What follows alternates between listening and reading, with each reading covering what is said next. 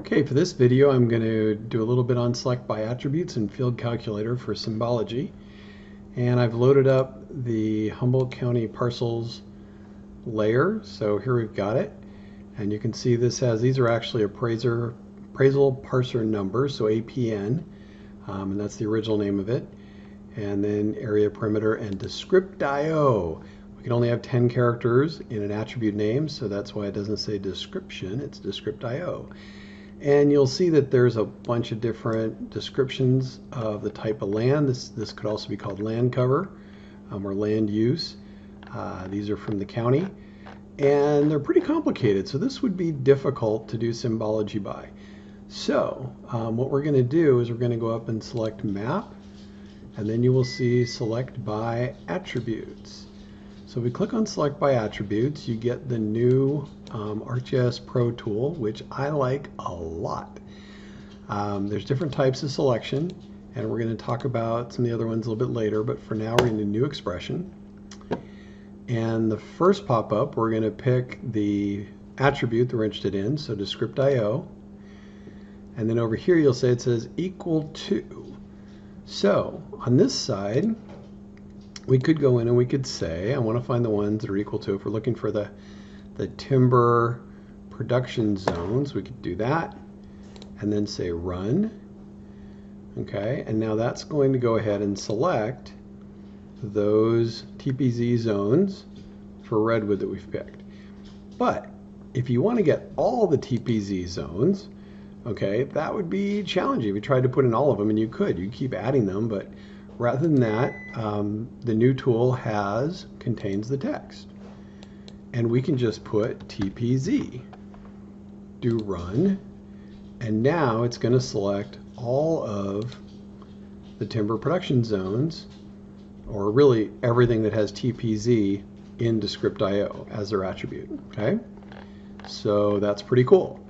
Now, how I'm going to use this is, instead of having all these different ones, let's say we want to have a smaller set of categories for a land cover. Well, for that, first we're going to need to add a field, and I'm going to call this land use, and type long is fine because I'm just going to put in numbers. Now you could put text in, okay, that's fine. Then I'm going to hit return, and remember to hit save, so that it's interesting that has red there, invalid input. Type of data set is not supported. Huh, weird. I'm going to ignore that. Okay, here's our land use. Now notice we've got a bunch of stuff selected and want to go ahead and clear that for now. Okay, and then I want to go back to viewing everything. And here's our land use. It's defaulted to 0 to start. So let's say we want to make anything that's timber production zones a 1. Then I can go ahead and go to my select layer by attribute, do a run, and then I can go to, we used to call it field calculator in ArcMap, it's now calculate field. Okay, and we don't need to worry too much about this because all we're going to do is make all those items that are selected a 1, and this tool automatically will just operate on the fields that are selected. Now you may not see them right away, but as you scroll down, we should see some. Okay, well, if you don't see them, we can always do the just so selected ones, and there's some. So there's our TPZ. And then let's say we want to do another one for things that are rural.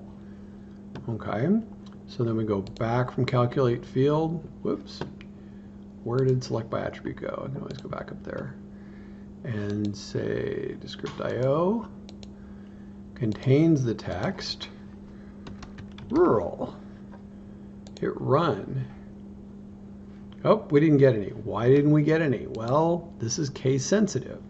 Okay, and rural is capitalized as all the terms appear to be in here. So we do need to be a little bit careful with case sensitivity. Hit run. Boom. Now we've got all our rural parcels. We can go over here, do land use, calculate field, set that equal to a 2. Run. Okay. Go back to all of them, see what else we've got. Ag. Single family residence, ag preserve. Let's see what happens if we pick ag. So back to select by attributes, new expression, script.io contains ag.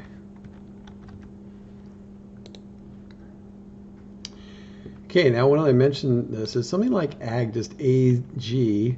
Oh, look, we picked up, oh, agricultural. Do we want ag? Ag preserve? So we might want to do these separately. Maybe we type in ag preserve and agricultural separately.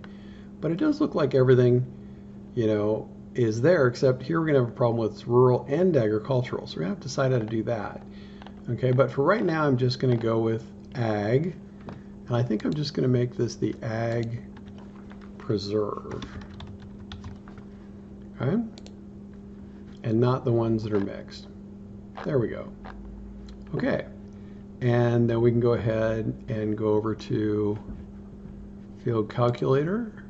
Sorry, calculate field, and make that a 3. Now there's a number of things you can do with this. Just being able to select, you can always right click and do data, export features. And we'll do that like, say you want to pull all the ag or all the TPZs, and then you want to save that as a separate shapefile, which you could do, that's fine to do. And we do that a lot. Especially if you just wanted to work on the TPZ, you'd probably pull them out and save them as a separate shapefile, and that's fine. In this case, what I want to do is use this for Symbology. So I've created a new land use field, and then right click, went to Symbology. And then up here, there's a whole bunch of different unique options. Pick unique values. Go ahead and pick our new field that we've done, land use. Okay. And add that as a field, right? No. Classes. Why does it still say APN? Land use. There we go. That's what I did before. But anyway, and now we've got different colors. And I want to clear my selection. Now we've got it colorized based on those different land uses. So, very cool tools. Also, I want to show you that when you go in here, based on the type, like this is going to be a numeric field, it's going to have different options like is greater, is less than script.io, which is a text field. So notice these options are a little different. There's a lot of different options. You can pick the specific value here or type your own. Very flexible, very cool tool to be able to do different selections.